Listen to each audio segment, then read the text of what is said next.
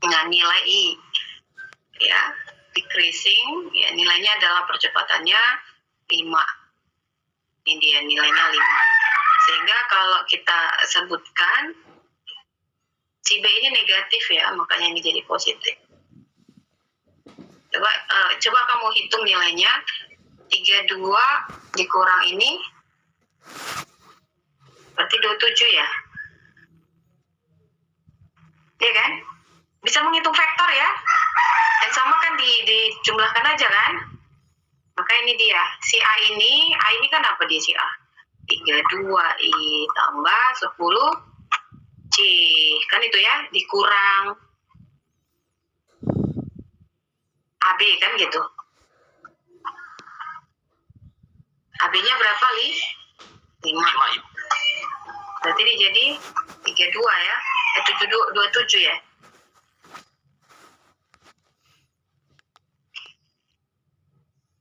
32 dikurang 5 berapa? 27, Bu. 27. Ditambah 10. Yang 10 kan yang ini. Nah, kalau kamu ingin dapatkan hasilnya, akarkan saja. Berarti 27 kuadrat ditambah 10 kuadrat. Inilah hasilnya. Yang kamu akarkan nanti. Oke, nah ini nanti adalah yang harus kalian masukkan di e-learning. Sama ini. Kemudian kita lihat untuk ini, kalau yang ini kan sudah ya, udah familiar. Ini hanya saya sekilas aja untuk hukum law pertama, keseimbangan, ini sudah ada. Gravitasi ini kemarin udah dibahas sama Abraham, jadi tidak begitu hari ini ya. Ini adalah sudah dibahas, jadi nanti kamu bisa belajar sendiri nih ya, yang ini. Karena kan materi pada saat praktikum kan udah ada ya.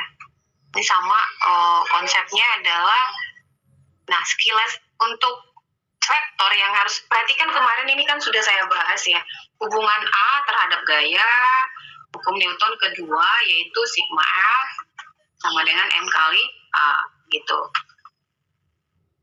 Yang penting harus kamu ketahui adalah bagaimana kamu menguraikan koordinat ya.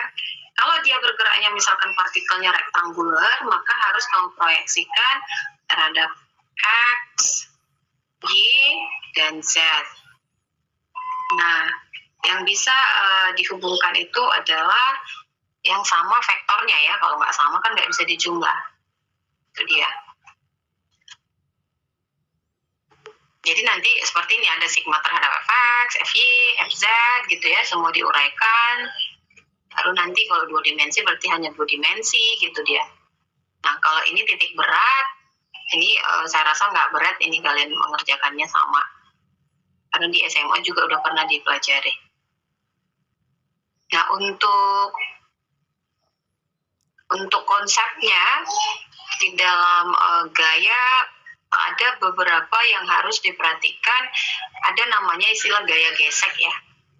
Gaya gesek itu tentunya adalah, sudah saya singgung juga, gaya gesek itu tentunya koefisien gesek kali dengan normal. Biasanya mencari normal ini yang tidak fix dia. Yang penting adalah harus ke arah vektor.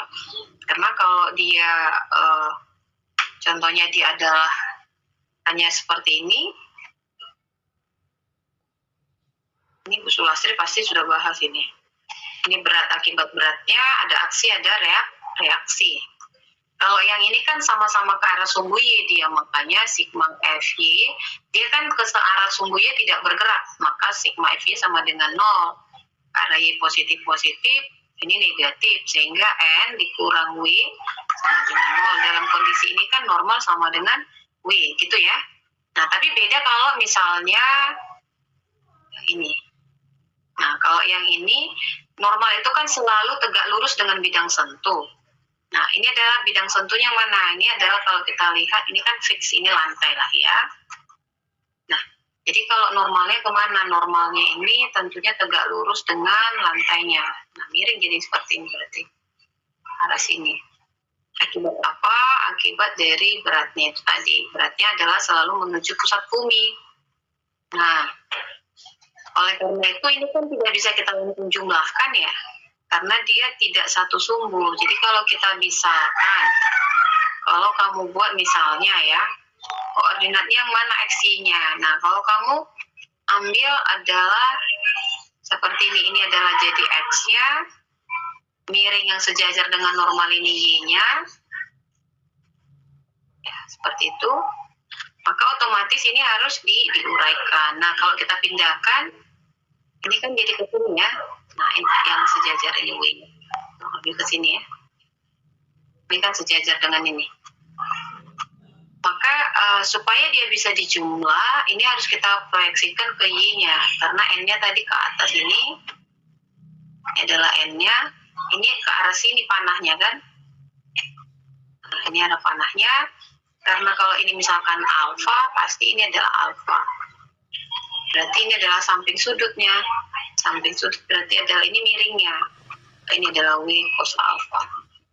Nah, dalam hal ini hanya seperti ini gaya bebasnya, dia kan bergerak sepanjang sumbu X.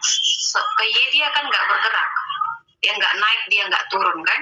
Sehingga yang kita buat adalah sigma FY di sini 0, yang positif adalah N, yang negatif W cos alfa. Sama dengan 0. Nah, kalau seperti ini berarti N-nya adalah W cos alfa. Nah, beda lagi kalau ada gaya gesek yang menahan. Ya, itu dia yang menjadi penting diperhatikan di dalam gerak-gerak. Oke, nanti ini bisa kamu lihat untuk masing-masing gaya normalnya. Dan ini kamu bisa hitung ya. Oke, kalian masukkan nanti di jam 10 ya, saya buat. Ada berapa soal berarti ini? 1. 3. Di sini ada 1, 2, 3. Yang untuk pertemuan hari ini 3, pertemuan minggu lalu 2 tadi ya. 2 atau 3. Jadi nanti masukkan aja, lihat di slide-nya. Itu kalian kerjakan untuk di e-learning-nya.